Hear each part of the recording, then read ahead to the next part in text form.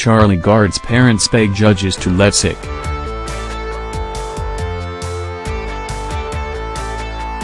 The defiant parents of stricken Charlie Gard beg judges for him to be given miracle treatment, insisting, "We don't want him in the ground, we want him riding a bike." Connie Yates and Gard spoke ahead of a High Court hearing at 2 p.m. today into new information on the tragic case after judges previously vetoed a trip to the U.S. for potentially life-saving treatment. Gard and Connie Yates have begged judges to let their son Charlie have a miracle treatment. Connie Yates and Gard have been battling to save their stricken son. They vowed to keep fighting as they handed over a petition to the hospital begging for Charlie to be sent to the U.S. Charlie's parents recently shared this picture of the terminally ill baby with his U.S. visa. The parents said there was nothing to lose in giving little Charlie one last chance of life and hailed the nucleoside bypass therapy as a potential miracle cure for the youngster's rare brain condition. Connie, 31, said, "I absolutely believe this medication will work. I'm not a doctor, but I feel like I am an expert in his condition now."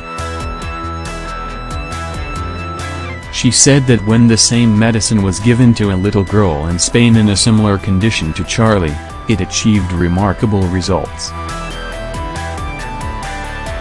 The mum told The Sun, "This medication has up to 10% chance of working for Charlie. There's 18 children currently on this medication, they're all getting stronger, they're all getting better. It's a miracle what happens."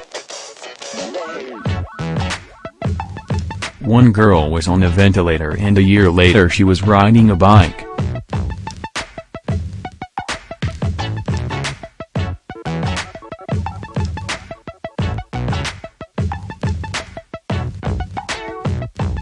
The defiant parents have said they won't stop fighting if Charlie is still fighting. "We've got those pictures, it's very hard for us to see a child who was the same as Charlie and a year later riding a bike. We don't want him to be in the ground, we want him to be riding a bike." Dad Chris, 33, added, "We're not strong people, but what is strong is the love for our little boy. He's kept us going through all this." He insisted that the miracle medication could cure his baby boy.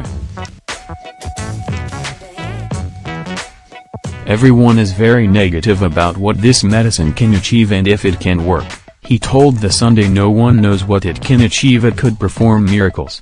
But if it doesn't work then we will let him go." It came as they joined members of Charlie's army today to hand over a petition to Great Ormond Street vowing, "If he's still fighting, we're still fighting."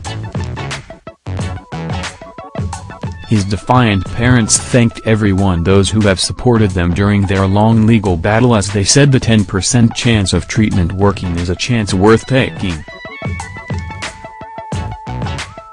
The emotional pair added, "As our flesh and blood, we feel it's our right as parents to decide if we should give him a chance at life.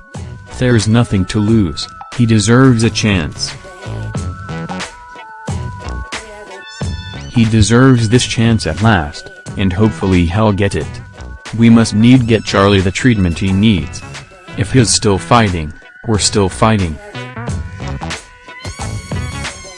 Great Ormond Street is seeking a new High Court hearing after receiving fresh evidence about potential treatment. Parents of terminally ill baby Charlie Gard release video as doctors tells them they can't take son home to die. They also thanked Great Ormond Street for the wonderful work they have done, but said they should have had this chance a long time ago. They were joined by Relevant Patrick Mahoney, who prayed with Charlie and his parents at the stricken tot's bedside. It comes after they vowed the fight was not over after little Charlie, who suffers from mitochondrial depletion syndrome, was given a last-minute reprieve.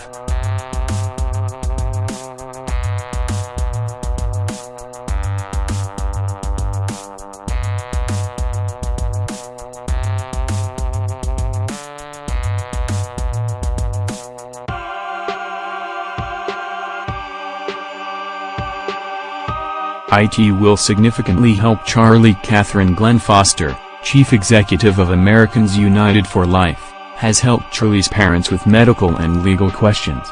She said, "This is very, very promising because it means that baby Charlie has a chance. It doesn't mean that it's a done deal, but it does give him a chance. It gives him a few more days, and it means that the court can in fact rule that the hospital does not have the right after all to remove his ventilator, his feeding tube, and should in fact be transferring him to another hospital to receive this cutting-edge therapy, or in fact even provide it right here."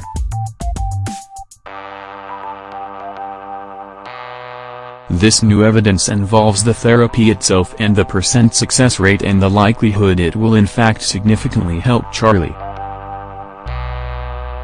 That's a success rate of up to 10% according to one of the doctors who has worked on this, and 50% plus success rate of the treatment crossing the blood-brain barrier, so a non-zero chance, and that's what the parents are looking for.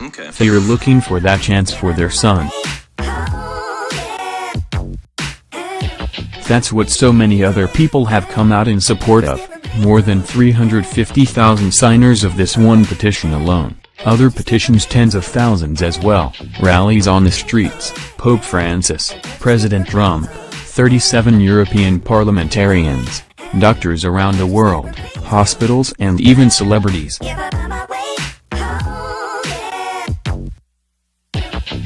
Their support has been boosted in recent days after President Donald Trump threw his weight behind their lengthy battle to fly stricken Charlie to America for experimental treatment.